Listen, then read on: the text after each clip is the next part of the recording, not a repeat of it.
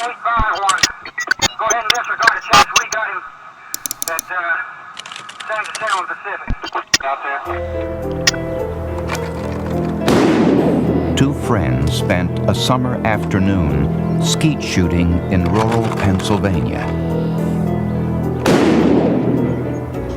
Only one returned home. The other died of what was determined to be an accident. What happened that day sent shockwaves through a small town and launched a mystery that would take 20 years to solve. Montrose is a quiet rural area in the northeastern corner of Pennsylvania. It's a small, close-knit community with stately homes, one traffic light, and a courthouse that dominates the town square. In 1976, Montrose was home to 30-year-old Martin Dillon, his wife Pat, and their two young children. Marty Dillon was a very popular man in town, and his father was the local mayor. I mean, everybody knew him and really liked him. On June 2nd, 1976, Martin Dillon left work early to go skeet shooting at his family's hunting camp, a secluded place called Gunsmoke. His good friend, Dr. Stephen Schur, went along. Stephen Schur was one of the town's doctors and a close personal friend of the Dillons. Martin asked some other friends to go with him that day, but they all had other plans. And I said, Marty, I can't go out. I said, I got just so much going on, I just can't get away. And I just didn't go. A few hours later, Martin Dillon lay dead. Martin Dillon was laying on his back with his arms outstretched. There was clay pigeons under the one arm. The wound itself was dead center into the chest, right into the heart. There was no mistaking that it went straight into the heart. Dillon's ear protectors and sunglasses were lying on the ground near his body. The shoelace of his right boot was untied. Dr. Schur told police that he and Dillon were headed towards the cabin when Dillon spotted a porcupine, grabbed Schur's loaded shotgun, and ran to shoot it. Schur said Dillon apparently tripped over his shoelace and fell on his gun, which went off accidentally, blasting a hole into his chest. Schur attempted to perform CPR, then went next door to get a neighbor. Oh, porcupine, he grabbed my gun, he ran into the... He smashed the shotgun against a tree in a fit of rage, saying the gun would never kill anyone again. State policeman Frank Zanin took the photographs of the scene. And I says, wait a minute, he was running from where? I said, down the path. He ran up the path here after a porcupine. And I said, well, this doesn't make sense because his bootlaces are untied. He said, yeah, that's where he tripped over. I said, no, take another look. I said, the boot itself is tight to the leg. I said, if he had been running, that boot would have been wide open. And Zanin was concerned about another part of the story. Well, he said he rolled him over, he tried to perform CPR. I said, CPR? I says, the hole's right through his heart. I said, it's dead center in the chest. I says, he's a doctor. He didn't know CPR. He's dead. Martin Dillon's body was taken to the county morgue in the basement of a funeral home in Montrose. On the death certificate, the coroner, who was a political appointee, ruled the manner of death an accident. The funeral took place in the same church where Martin Dillon was married. Dr. Schur was one of his pallbearers. For Martin Dillon's father, Larry, sadness was overshadowed by suspicion and doubt. He did not believe his only son's death was an accident. A few months after the shooting death of Martin Dillon, Dr. Stephen Schur divorced his wife, Ann. Some said it was the stress of the death of his best friend. Others said trouble had been brewing between Schur and his wife for some time. Either way, Stephen Schur moved from the small town of Montrose, Pennsylvania, and eventually settled in North Carolina. A year and a half later, Stephen Schur remarried his new wife, Pat Dillon. the widow of his best friend, Martin Dillon. When Larry Dillon learned that his daughter-in-law and his 2 grandchildren were moving in with the only witness to his son's death, he grew increasingly suspicious. He questioned the conclusions of his son's autopsy, which was done by a family doctor who was not trained in forensic medicine. So Larry Dillon went to visit this man, Stu Bennett, a friend of his son's and a former police officer who was running a small company in Montrose specializing in accident reconstruction. He felt that he was murdered. He did not tell me specifically why, or he couldn't. He just felt in his heart that it was not the way it was reported, was correct. Bennett studied the autopsy photos and read the report. The first thing he noticed was that Dillon's wound was 1 inch by 1.5 inches in size. But the internal diameter of a 16-gauge shotgun is 5/8 of an inch. A contact wound made by that gun would be the same size, 5/8 of an inch, and not any larger. To find out for sure, Stu Bennett conducted an experiment. He stretched some pig skin over a mannequin and used the same make and model 16-gauge shotgun with the same ammunition used in the accident. In order to create a wound the same size, the gun had to be 3 to 5 feet away from the pigskin. Now, when I say the firearm is 3 to 5 feet away, I'm talking about the end of the barrel, all right, where the shell actually comes out. Now you have another 40 inches, 36 to 40 inches to the trigger housing itself. So now you're up to 6 feet away, between 5 and 6 feet away from the trigger housing to discharge the firearm, which means that he'd have to employ a stick or some other type of string or to have the gun discharge. And there was no gunpowder residue on Dillon's shirt, which would have been present if it had been a contact wound. And there was no blood from the wound found on the shotgun barrel. Stu Bennett suspected homicide and shared his feelings with Larry Dillon. It didn't surprise him. In fact, the family broke down and cried. And the Dillons, like others in the small town of Montrose, began to hear rumors that Dr. Schur and Martin Dillon's wife, Pat, were having a sexual affair before Martin's death. Pat Dillon had been a nurse at Montrose General Hospital, the same hospital where Dr. Schur practiced. There were rumors going on by employees in the hospital of open caressing, that sort of thing going on. Maria Eftimiades described this clandestine relationship in her book, Secrets from the Grave. They just didn't seem to care. They didn't care if anyone knew, if anyone saw them. When they were caught, they just sort of went back to their work, and, you know, it would just happen again. Seasons passed, then years. And in time, law enforcement agencies moved on to other cases.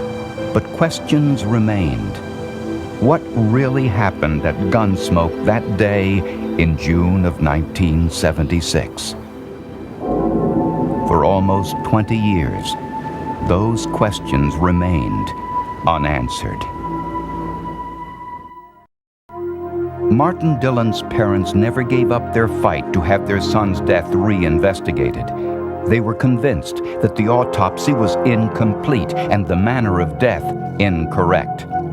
The state policeman who photographed the accident scene agreed with the Dillons and was never convinced it was an accident. It's very frustrating when people don't want to listen and you know something's wrong. And see, back then, the state police, I mean, I love the state police. I was with them for 28 years. But they had, back then especially, a philosophy whereas if you have less time on the job than another man, you don't know anything. All right? Senior man always ruled.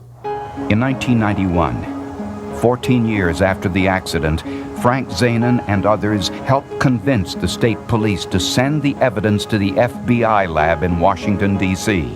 And they also sent the evidence to this man, Herbert McDonnell, an expert in blood spatter. The first thing he analyzed were the boots Dr. Schur was wearing on the day of the accident. Dr. Schur said he was 150 feet away from where Dillon tripped, fell, and accidentally shot himself in the chest. But on Dr. Schur's boots, McDonnell discovered a very fine mist of blood, which he identified as high-velocity impact spatter. High-velocity impact spatter results when something such as a bullet or shotgun pellets strike a source of blood, like a body. As a result, the energy breaks up blood into very small spots. Their little droplets are almost atomized or vaporized. High-velocity impact spatter was also found on the side of the tree stump closest to Dillon's body and on the instep of Martin Dillon's left shoe. This indicated that Dillon was squatting near the tree stump when he was shot, not running after a porcupine. Forensic pathologist Dr. Isidore Mihalakis was also asked to look at the evidence. He noticed another inconsistency in the photograph of Dillon's body. The legs of his trousers were pulled up, exposing his socks, indicating that somehow he had been either in a seated or in a squatting position. Otherwise, why would the cuffs ride up? Dr. Mihalakis also noticed what is called scalloping on the edges of the gunshot wound, evidence that the shot pellets had started to spread as they traveled through the air before striking the skin. Scalloping does not occur around a contact wound. Once the Dillons heard of this new information, they filed a petition to exhume their son's body for a second autopsy. This time, Dr. Mihalakis performed the autopsy. Dr. Mihalakis discovered that the direction of the wound track was in a downward direction at a 45-degree angle. The shot came from the right of Martin Dillon and went through Dillon's heart and left lung. The wound track is wrong if the gun had dropped and then shot him. We would either have a perfectly backward or an upward wound track. Here, this was a sharply downward and very angulated from right to left. Authorities could no longer ignore the evidence, and on June 26, 1995, Martin Dillon's death was formally declared a homicide. The next day, Dr. Stephen Schur and his wife Pat returned to Pennsylvania to hold a news conference. Schur told reporters he was innocent and still maintained that Dillon was chasing a porcupine and fell, accidentally shooting himself in the chest. The last I saw Marty Dillon alive, he was moving away from me up the end of this trail towards where we had just been. And I just waited there for him to come back or to tell me to do something else. I heard a click and a shotgun blast. And I think I yelled out, "You couldn't hit the broadside of a barn," teasingly, and then nothing. Steve is not capable of the things they've accused him of. I've known him and lived with him for 17 years. He's not capable of this. Is it true that you two had an affair? Absolutely not. Absolutely not. Claim that they've got a murder case. They've had 19 years to investigate it. They've had investigators, all the state police. They've had their autopsy and everything else. Their move next, and we challenge them. The challenge was accepted. Dr. Stephen Schur was arrested and charged with the murder of Martin Dillon. 2 decades after his death, Martin Dillon would finally get his day in court. 21 years after the shooting death of Martin Dillon, Stephen Scher sat in a courtroom on trial for the murder of his former friend. According to the prosecution, Martin Dillon knew that Scher was having an affair with his wife and told him that day while skeet shooting that he had talked it over with his wife Pat and that she agreed to end her affair with Scher. Scheer would not accept this because Scheer was obsessed.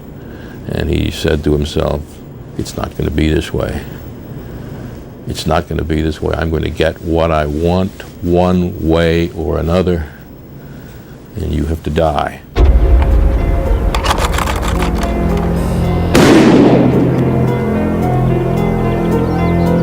Nice shot, man. Nice shot, man. Yeah, I've still got it. Still got it.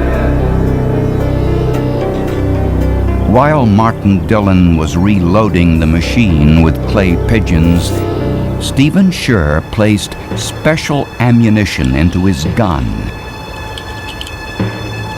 moved to within 5 feet, and fired a single shot into the center of his chest. The shot entered Dillon's chest at a 45-degree downward angle directly into his heart. The blast caused high-velocity impact spatter to land on Scher's boots and onto the side of the tree stump nearest to Dillon's body. Scher then removed Dillon's ear protectors and sunglasses and untied his shoelace, making it appear that Dillon tripped and fell. Scher then invented the story about Dillon running after a porcupine with his gun. Right here. When Scher returned to the scene with the neighbor, he picked up the gun and smashed it against a tree in a public display of grief. In court, when Dr. Scher learned of the forensic evidence against him, he changed his 21-year-old story. He finally admitted that he had been having an affair with Dillon's wife Pat at the time of the accident. He also admitted fabricating the porcupine story, but he still claimed Martin Dillon's death had been an accident. Scher said he and Martin argued over the affair. There was a scuffle, and the gun went off accidentally. Scher said he didn't think anyone would believe him, so he staged the accident scene and made up the story about the porcupine. But prosecutors didn't believe this new version either. The only reason he put himself in proximity to the deceased at the time was because of the overwhelming evidence we had of the blood spatter on his boots. The angle and direction of the wound track, the hiked-up trousers with the sock showing, and the size and location of the blood spatter all pointed to only one conclusion: that Martin Dillon, while kneeling near the tree stump from approximately 5 feet away, was murdered by Stephen Scher. The motive? Stephen Scher wanted Pat Dillon all to himself. He had essentially been dumped. Pat Dillon said, no, I'm staying with my husband, I'm not leaving him, I'm not divorcing him. Martin Dillon's children, whom Dr. Scher had raised since they were small, stood solidly behind their stepfather during the trial, even contributing a part of their father's life insurance proceeds for his defense.